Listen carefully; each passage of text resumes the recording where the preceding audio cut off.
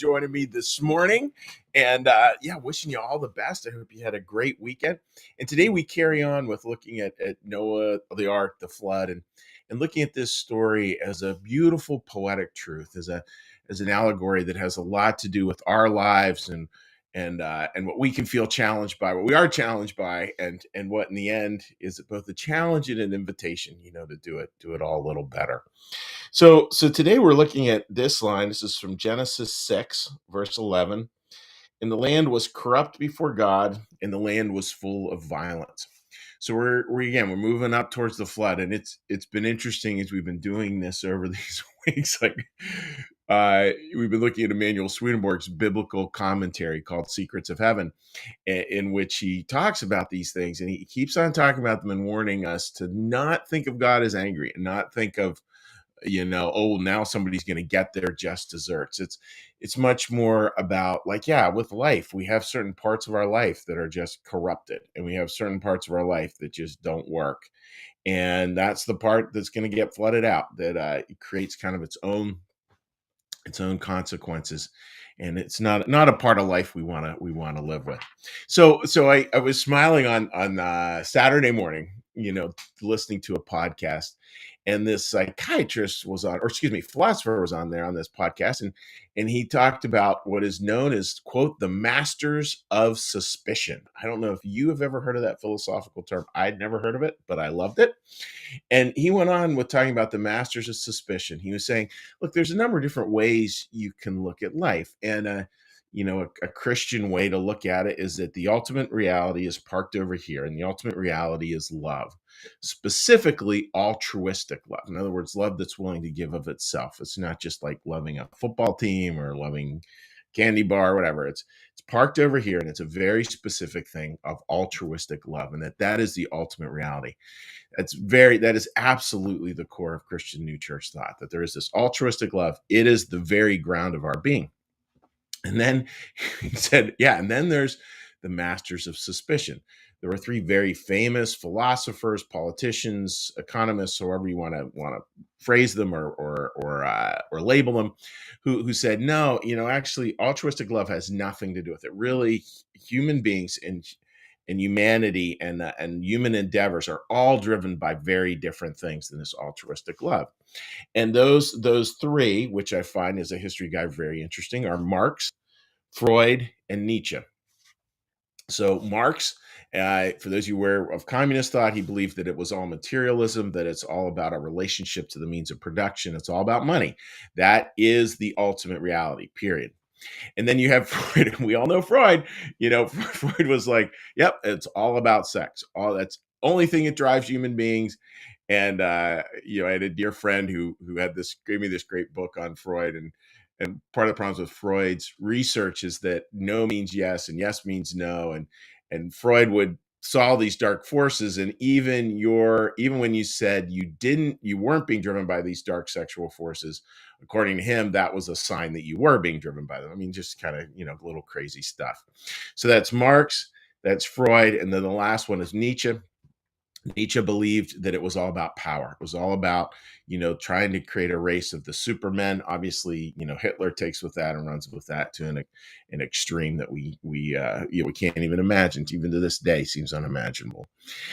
So folks, those are the masters of suspicion. And you think about with life, right? Here's the challenging part with that. All of those three, the idea that money has a lot to do with money, with sex, with power. The problem with those three, right, is that they're all a little bit right. There are times in life where those can clearly be the driving forces of life. Just yesterday was the kickoff of the NFL season. Watch any advertisement. Like, there'll be parts of all those kind of like showing up there.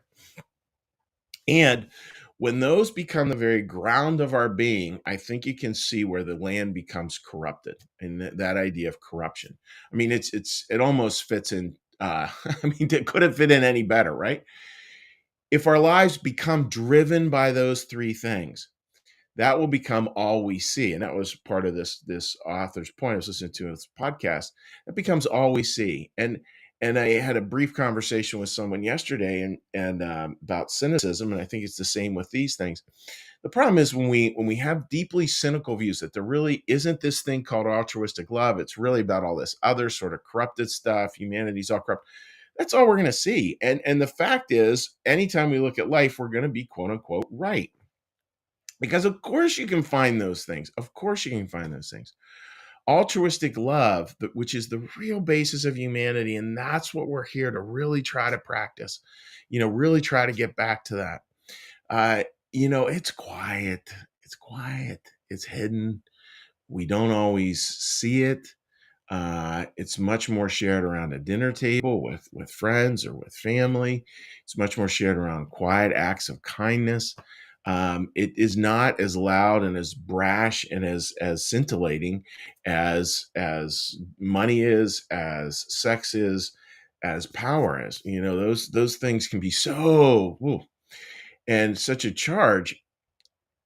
And altruistic love is just very different.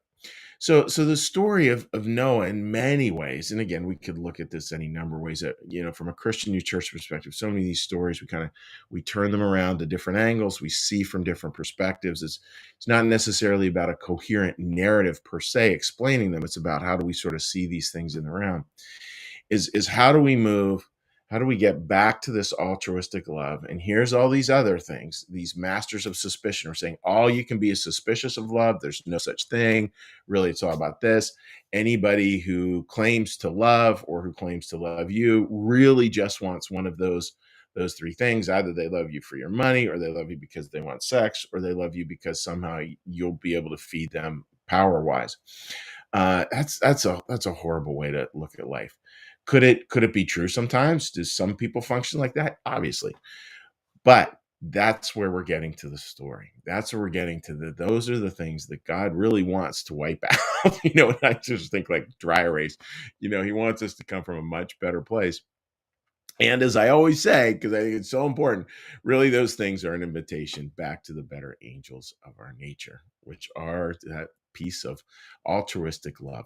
So I hope that makes sense, friends. And just masters of suspicion. Do not be a master of suspicion today. Do not look at people with jaundiced suspicion. I mean, unless there's extreme circumstances, try to really give everyone the benefit of the doubt. Don't succumb to those masters of suspicion and their voices that tell you these are really what people are driven by. Because I think, folks, we all know there's a lot more out there in life. So that's my thought, dear friends. I hope that makes sense. And when you get to enjoy the term masters of suspicion, that sounds like a superhero movie to me. So what we're going to do now is we're going to do a little blessing, little prayer, and then we'll say hi to folks on social media. So with that, friends, let's get a little breath.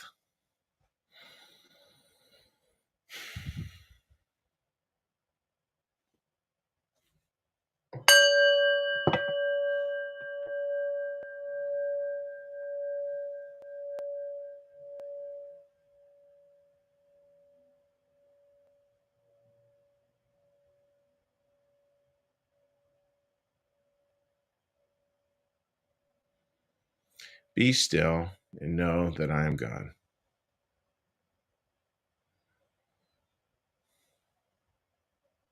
Be still, know that I am.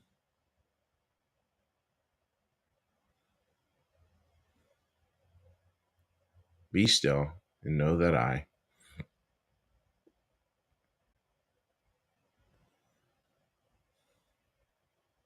Be still and know that.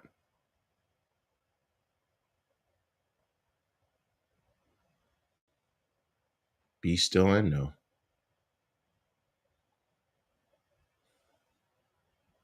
Be still and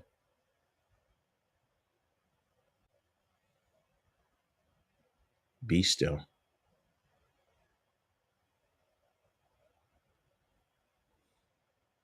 Be. Our Father, who art in the heavens, hallowed be thy name.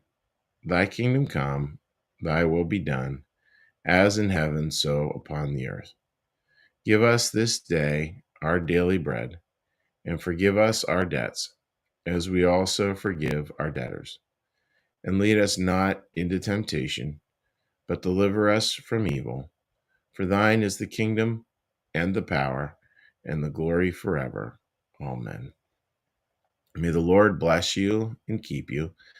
May the Lord make his face to shine upon you and be gracious unto you.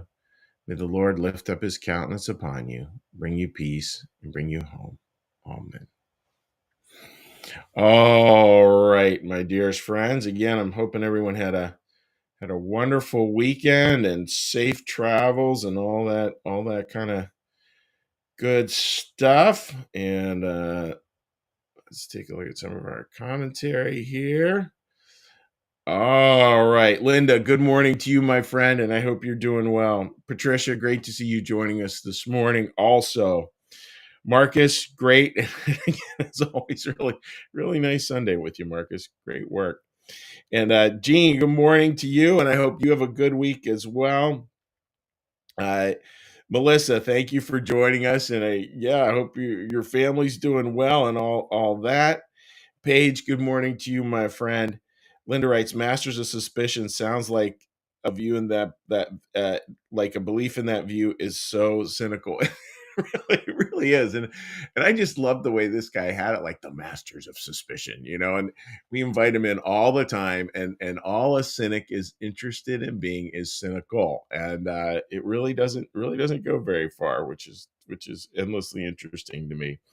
Marcia, our Colorado connection. Great to have you joining us this morning. And from Texas, we have Shannon. And good morning to you, Shannon, my dear friend. I hope you're doing quite well. So that's what we have today, folks. Just wishing you all the best, and may you keep the Masters of Suspicion at bay for the day. Take care. We'll see you tomorrow. Bye-bye.